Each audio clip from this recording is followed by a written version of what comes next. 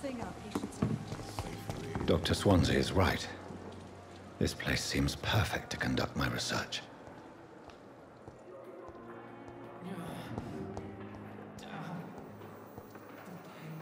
Good evening, miss. I'm Dr. Reed, the new surgeon at the Pembroke Hospital. And who are you? Your name has no meaning to me, mortal. You're nothing but dust blown by the winds of eternity. I beg your pardon? What are you begging for, mortal? My clemency? Well, tonight maybe I'm inclined to mercy. You'll never forget the night you met Thelma Howcroft. You keep calling me mortal. Why is that? And if I'm mortal, what are you? Well, Dr. Reed, if you must know, I'm a vampire. And why do you believe you're a vampire? I don't need to believe anything. It is what I am. It is what I feel within this hollow shell of flesh. Please, describe to me how you feel. What is it like to be a vampire? I can hear my body crumble from the inside as my flesh cracks and fades. I sense the last pulse of pustulant blood within my drying veins. I need new blood. I see. Have you ever heard of Cotard syndrome, Miss Howcroft? Never. It's a mental illness discovered by a French neurologist named Jules Cotard.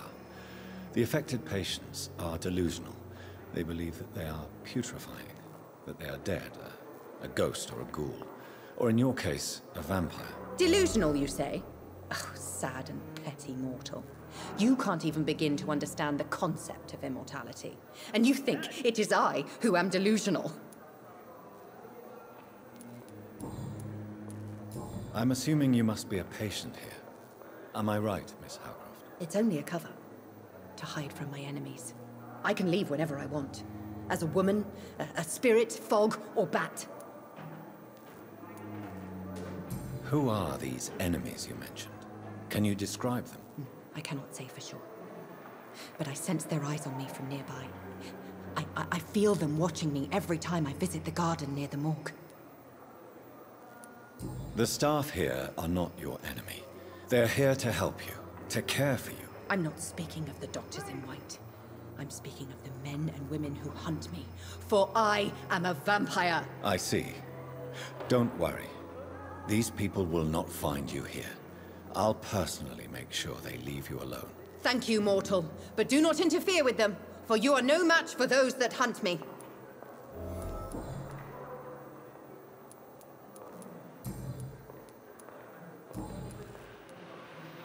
Who are you really, Miss Howcroft? I mean, apart from being a vampire. Is that not enough for you, puny mortal? What do you require? Proof of my powers? I'm curious to know who you were before becoming a vampire. It was such a long time ago, I don't remember. Centuries of unholy life can have strange effects on one's minds, you see? I'll leave you, Mistress of the Dark, to your nocturnal activities.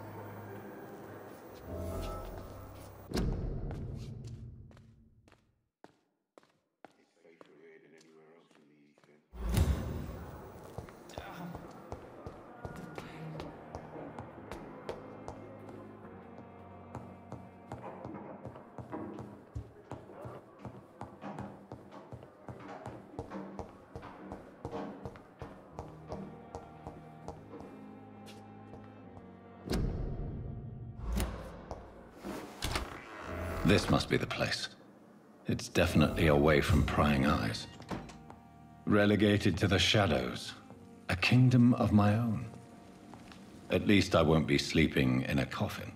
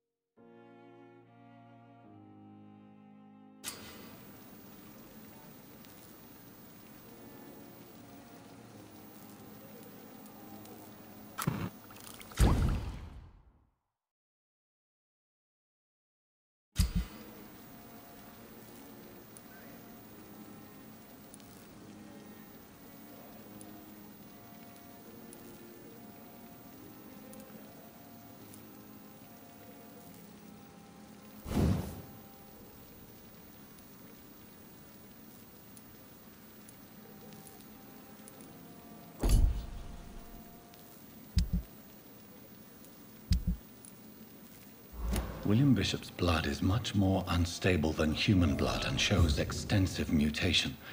But this is not what happened to me. I must keep on searching. The sun is about to rise.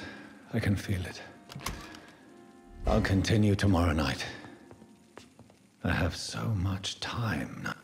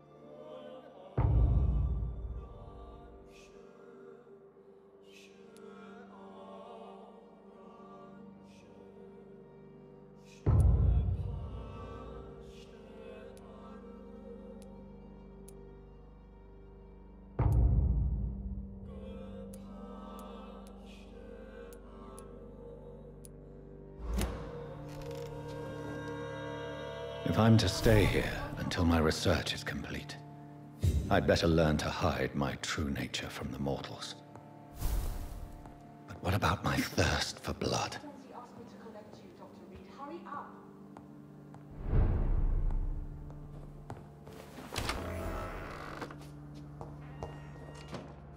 Yes, Nurse Crane? How can I help you? I'm so sorry. I know Dr. Swansea wanted you to rest, but we have somewhat of a crisis. A crisis, you say? Our supply of antiseptics is nearly depleted. I was hoping there was another box up here, but...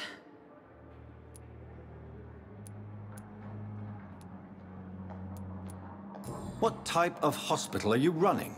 No antiseptics? You have been away too long, Doctor. With the war and now this epidemic, supplies have been running scarce for months now. I may have a solution. In France, during the war, drugs shortage was a daily problem, and we had to use our wits to overcome the shortages. However do you mean? If combined correctly, certain household chemical products can be used in a pinch instead. Now, where's the hospital storeroom? The storeroom? Fat chance. This is the Pembroke, and space is luxury we don't have. Everything used to be stored in the old morgue. Perhaps I should look there first. Where is this morgue? It's the large building behind the hospital. You'll need to go in the back door because it's been sealed off for sanitary reasons. Take this key. It opens a small back entrance at the end of a narrow street. The abandoned morgue behind the hospital. A small door at the end of a narrow street. On my way then. Thank you, nurse.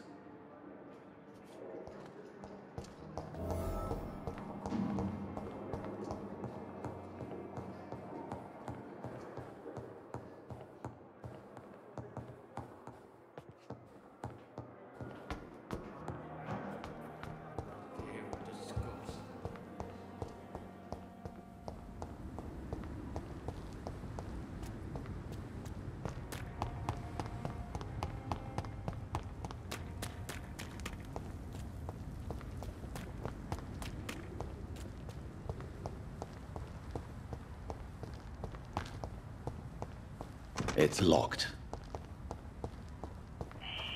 Scowl voices in the garden. I should investigate. If they were to find somebody...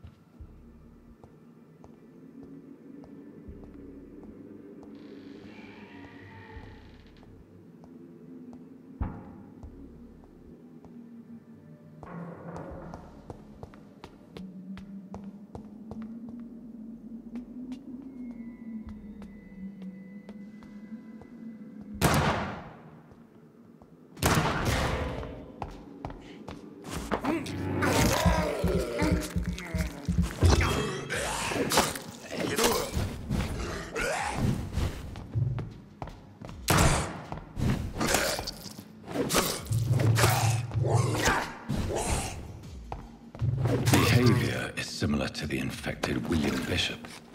Must be the same strain. This sickness moves faster than influenza.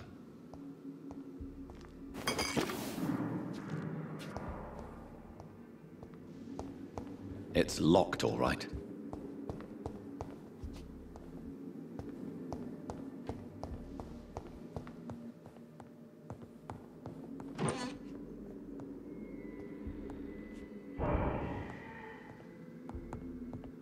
This key will surely grant me access to the basement.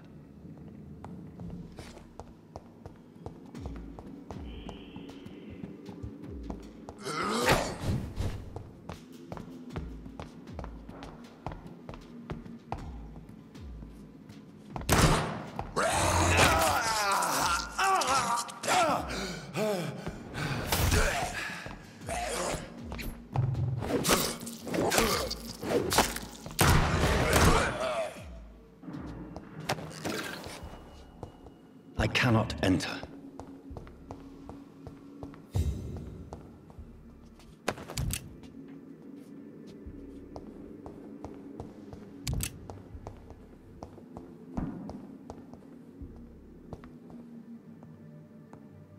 Balls of Mars, fortifiers.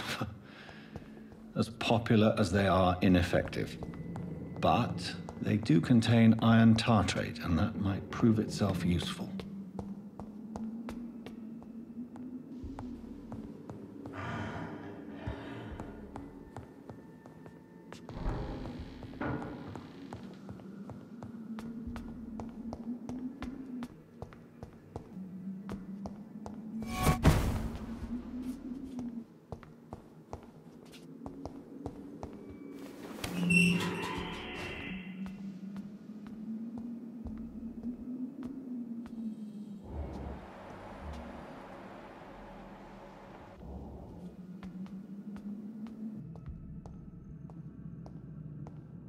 These scowls feed from corpses and the husks of animals. They're not after blood.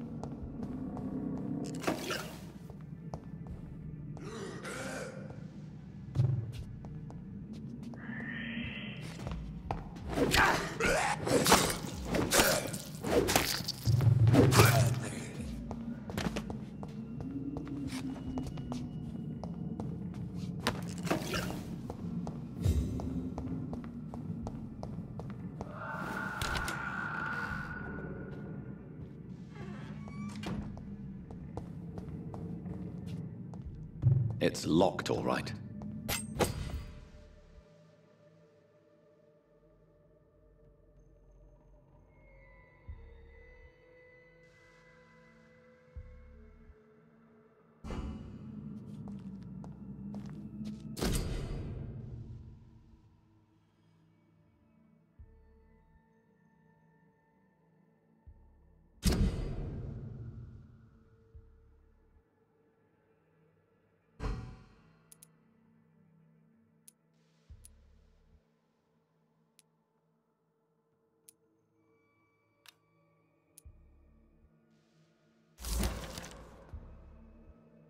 Mr. Connor's injuries don't match the report.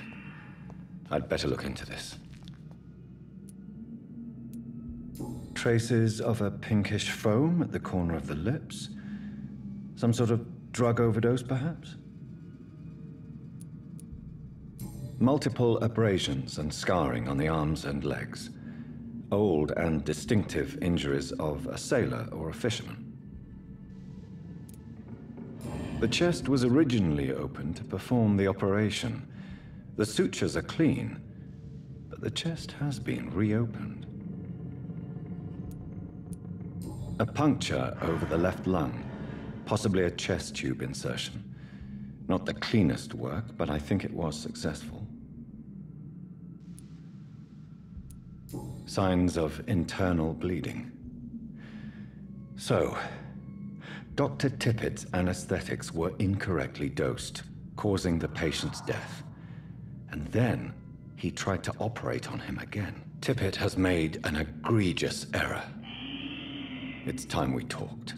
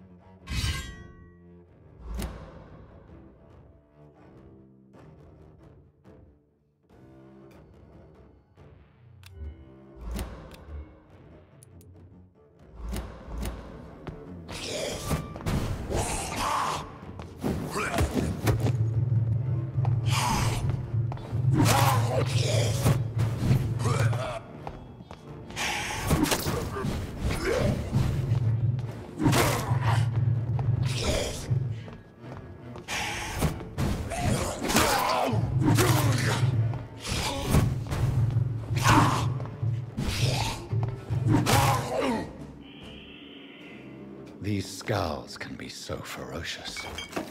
I'm not sure I can defeat them without becoming stronger. To drink blood is so tempting.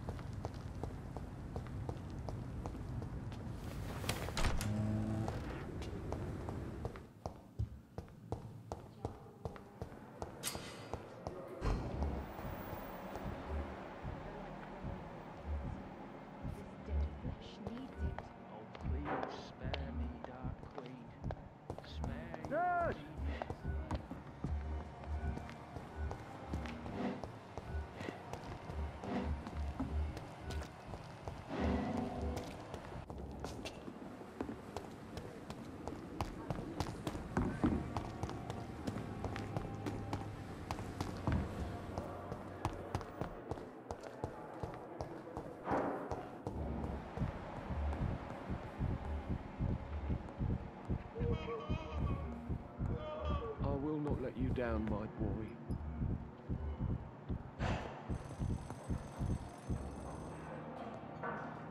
Finally, you've returned, Doctor. Did you find anything of value? Yes, nurse. You've worked your first miracle, Doctor. Now, this patient here needs immediate treatment. Duty calls. When the storm has passed, I'll show you how to mix the remedy yourself with the same basic ingredients. Many thanks, Doctor. When you've finished, you ought to report to Dr. Swansea in his office. He's been looking for you. Seemed pressing.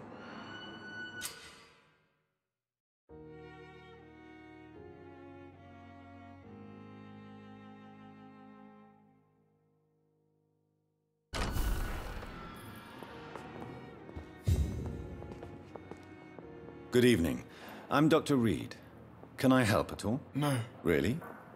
Why are you here, then? I don't want to talk. My throat hurts too much. I suppose that this pain is the reason you're here.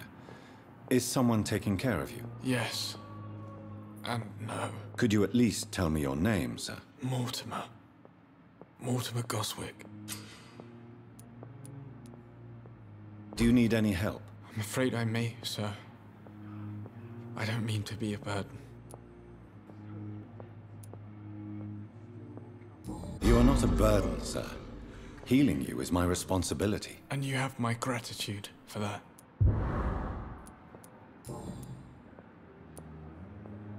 Tell me about yourself, Mr. Goswick. I don't want to talk, Doctor.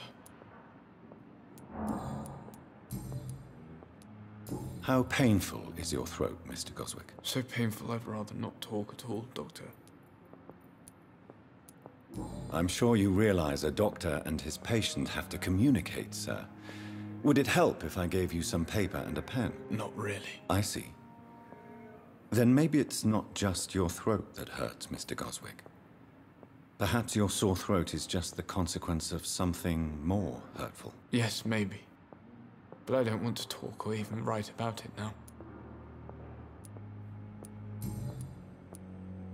I have to go now, sir. But don't hesitate to contact me if you need any help. So many deaths. It's still all coming to me like a book. How can we be sure we're making a difference? This hospital seems to be... I'm all right.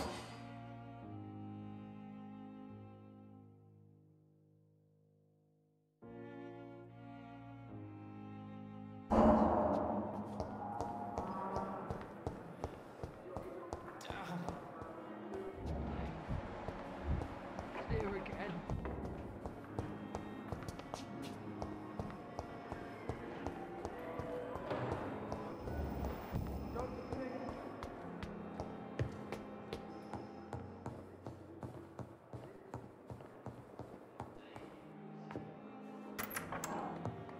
Please, Jonathan, come in. Fascinating, is it not? In the last decade, so many mysteries have been brought to light with our microscopes. The human body, biology's penultimate frontier. The more we explore its boundaries, the less we're able to trace a clear line between life and death. You, my friend, have a foot in both countries. The view must be vertiginous. It's at least as vertiginous as chatting about vampires with you, I would say. This must be all so new to you. This area of town, the hospital, a brand new life.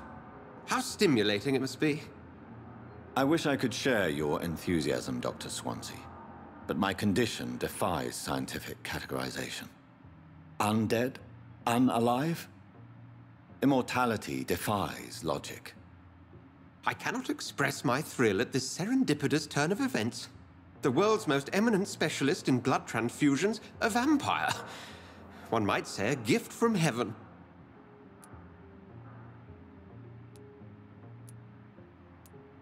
There is an absurd poetry to my situation. Physician, heal thyself. Forgive me. I've been an admirer of your work for a long time, and now you are so much more than a brilliant physician. And please, call me Edgar.